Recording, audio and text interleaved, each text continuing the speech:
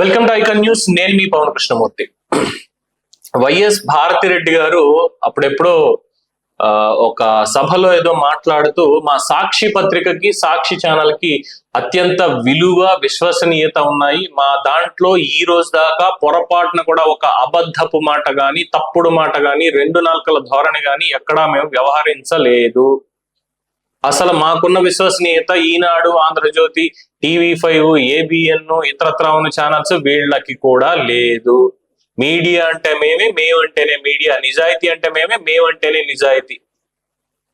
ఇది ఆవిడ చెప్పుకొచ్చారు. అయితే రేపో మాపో సాక్షి మూత పడబోతోంది అనడానికి కొన్ని దృశ్యాంతాలన్నీ కూడా కనిపిస్తున్నాయి. నిజంగానే నాకు ఆ ఇమాజినరీ అనేది అనిపిస్తోంది. ఎందుకు అనంటే ఇటీవల తెలంగాణలో విద్యుత్ సంస్థ ఒక మెసేజ్ ఇచ్చింది. ఏంటంటే reserve bank of India guidelines ప్రకారం UPI పేమెంట్స్, ఎలక్ట్రిసిటీ బిల్లు, విద్యుత్ బిల్లులు కట్టడానికి ఈ UPI అప్లికేషన్స్ అంటే Google Pay, PhonePe, Paytm, భీమ్ UPI ఇలాంటివి ఏవైతే ఉన్నాయో వాటి ద్వారా, అంటే థర్డ్ పార్టీ అప్లికేషన్ల ద్వారా పేమెంట్ చేయడం అనేది కుదరదు, గేట్వే అనేది ఉండదు. అయితే ఏదైతే ఈ విద్యుత్ సంస్థ DSPS ఏదో ఉందో, అంటే పలకడానికి కొంచెం ఇదవుతుంది, TGSPDCL వాళ్ళు ఇచ్చినటువంటిది Amazon pay, Paytm, PhonePe, Google pay ఇలాంటివి బ్యాంక్స్ అన్ని కూడా స్టాప్ చేసేసాయి వీటి నుంచి ఇలా పే చేయడానికి. సో మీరు ఏమున్నా సరే వెబ్సైట్ లోకి లాగిన్ అయ్యి TGSPDCL వెబ్సైట్ నుంచి కానీ, TGSPDCL మొబైల్ అప్లికేషన్ కానీ వెళ్ళి అక్కడి నుంచి మీ కరెంట్ బిల్లులు మీరు పే చేయొచ్చు అని చెప్పారు. ఈ జూలై 1వ తేదీ నుంచి ఇది అమల్లోకి వస్తుంది రిజర్వ్ బ్యాంక్ గైడ్ లైన్స్ ప్రకారం. సో వీళ్ళు చెప్పారు, బానే ఉంది. చెప్పిన తర్వాత కూడా చాలా మందికి ఏంటి ఇలాంటి నిర్ణయం తీసుకున్నారు ఇది అని చెప్పినప్పుడు అబ్బెబ్బే ఇందులో ఏం లేదని చాలా మంది ప్రయత్నం చేశారు చెప్పేటువంటిది. ప్రజలకు ఇంకా అది రీచ్ అవ్వాలి. ఏంటంటే మనం వాళ్ళది అఫీషియల్ వెబ్సైట్ కానీ, అఫీషియల్ మొబైల్ అప్లికేషన్ కానీ ఓపెన్ చేసి దానిలో పేమెంట్ చేసే ఆప్షన్ లో, త్రూ డైరెక్ట్ పేమెంట్ చేసేటువంటి ఆప్షన్ లో మనం UPI ద్వారా కూడా సదరు అకౌంట్ కి ట్రాన్స్ఫర్ అనేది చేయొచ్చు. పేటిఎం నుంచి చేయొచ్చు, అమెజాన్ పే నుంచి చేయొచ్చు, గూగుల్ పే, ఫోన్ పే ఇలాంటి మాధ్యమాలు ఏవైతే ఉన్నాయో వీటి నుంచి డైరెక్ట్ గా ఆ సంస్థకి మనం ట్రాన్స్ఫర్ అనేది చేయొచ్చు కరెంట్ బిల్లు. కానీ డైరెక్ట్ గా ఈ బ్యాంక్ అకౌంట్ కి లింక్ అయి ఉన్నటువంటి ఈ UPI సర్వీస్ అప్లికేషన్ ఏదైతే ఉందో, థర్డ్ పార్టీ అప్లికేషన్, దాని నుంచి మాత్రం మనం చేయలేమంతే.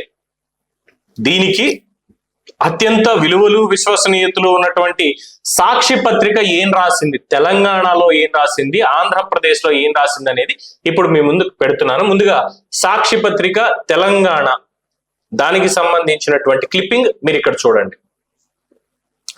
ఇక్కడ రాశారు, ఈ నేపథ్యంలో దక్షిణ తెలంగాణ విద్యుత్ పంపిణీ సంస్థ TGSPDCL తమ వెబ్సైట్ ద్వారా లేదా మొబైల్ యాప్ రెండింటి ద్వారా మాత్రమే ఈ నెల కరెంటు బిల్లులు చెల్లించాలని వినియోగదారులను కోరింది.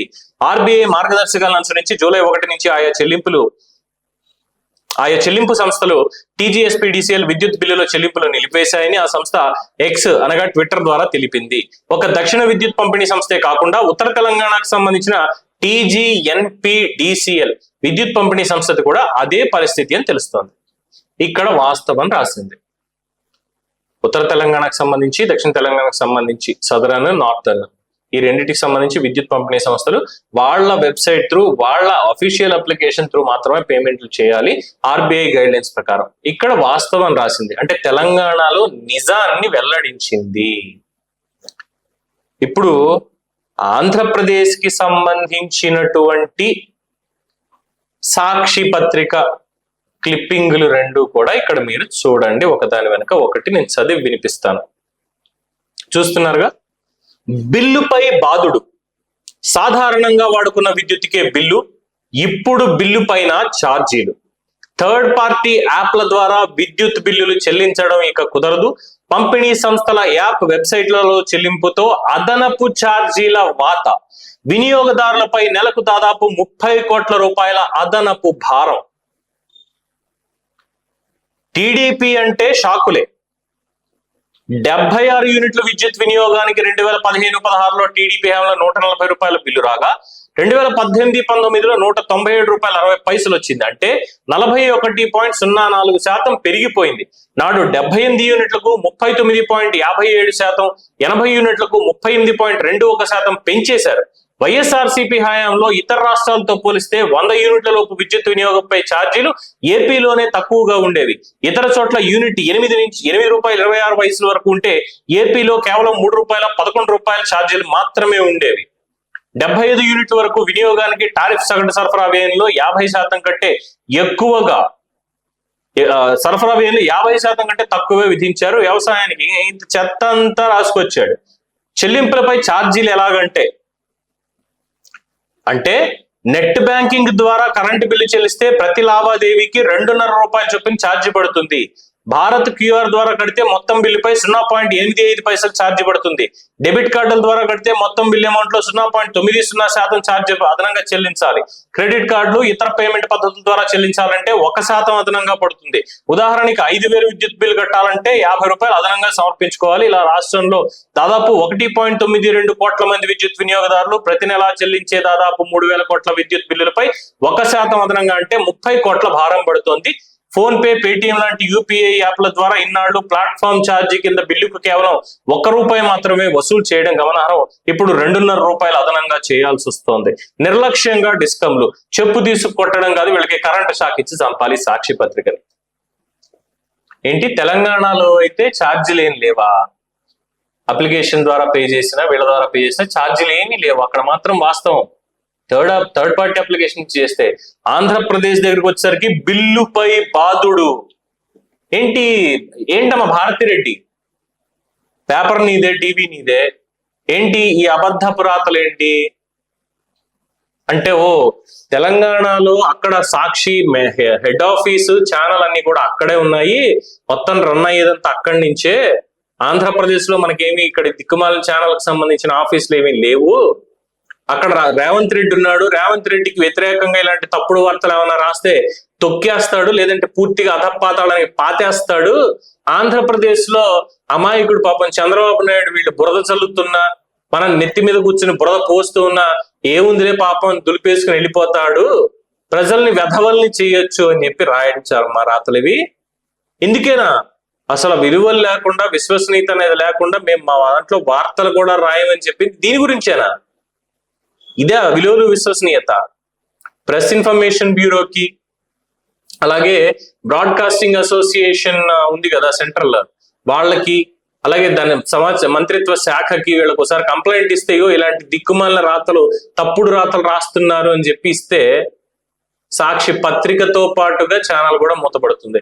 అలాగే ఇప్పుడు ఆంధ్రప్రదేశ్ విద్యుత్ శాఖ మంత్రి గారిని నేను డిమాండ్ చేస్తున్నాను, ఇలాంటి తప్పుడు రాతలు రాసినందుకు సవరణ అనే దాంతో పొద్దున్నే, అది కూడా ఏదో చిన్నపాటి బాక్స్ లో ఇవ్వడం కాదు, పెద్ద హెడ్లైన్స్ తో ఫ్రంట్ పేజీలోనే పెద్ద పెద్ద అక్షరాలతో ఆంధ్రప్రదేశ్ ప్రభుత్వానికి, ప్రజానికానికి మేము క్షమాపణ చెప్తున్నాము, ఇలాంటి తప్పుడు వార్త అనేది ఈ విధంగా ఇక్కడ కన్వే అయ్యింది అని రేపు పొద్దున్న చెప్పించకపోతే విద్యుత్ శాఖ మంత్రి గారు దయచేసి రాజీనామా చేసేసి వెళ్ళిపోండి. పని లేదు సార్, మీరు ఇంకా మేము మెతగ్గానే ఉంటాం, వీళ్ళు రాసుకునేది రాసుకుంటారు, ఏముందిలే మా అయితే అని మీరు అనుకుంటే సారీ, వీ కాంట్ యాక్సెప్ట్. మేము టాలరేట్ చేసేటువంటి పరిస్థితుల్లో లేవు ఇంకా ఈ అబద్ధాలని. సో మీరు చర్యలు తీసుకుంటారా, లేదు రాజీనామా చేస్తారా? ఇది ఆంధ్రప్రదేశ్ విద్యుత్ శాఖ మంత్రి గారి చేతిలోనే దీనికి సంబంధించి నిర్ణయాధికారం ఉంది. ప్రభుత్వం, సమాచార మంత్రిత్వ శాఖ మీకు ఎన్నిసార్లు చెప్పినా కూడా అర్థం కావట్లేదు. అఫ్ కోర్స్ బిజీగా ఉన్నారు, నేను కాదు అని నేను అనను, కానీ ఫస్ట్ ప్రయారిటీలో ఇలాంటి అబద్ధాల మీద కొంచెం కాన్సన్ట్రేట్ చేయాలి, వీళ్ళ మీద తగిన యాక్షన్ కూడా తీసుకోవాలి. దానికంటే ఒక ప్రత్యేక వింగ్ ని ఏర్పాటు చేయండి. లేదు అంటే ఇలాంటి తప్పుడు రాతలు రాసుకుంటూనే పోతారు, ఆ పైన మీ ఇష్టం. సో దీని మీద ప్రజలు మీ అభిప్రాయాన్ని కామెంట్స్ రూపంలో తెలియజేయండి. చూస్తూనే ఉండండి ఐకాన్ న్యూస్. నేను మీ పవన్ కృష్ణమూర్తి.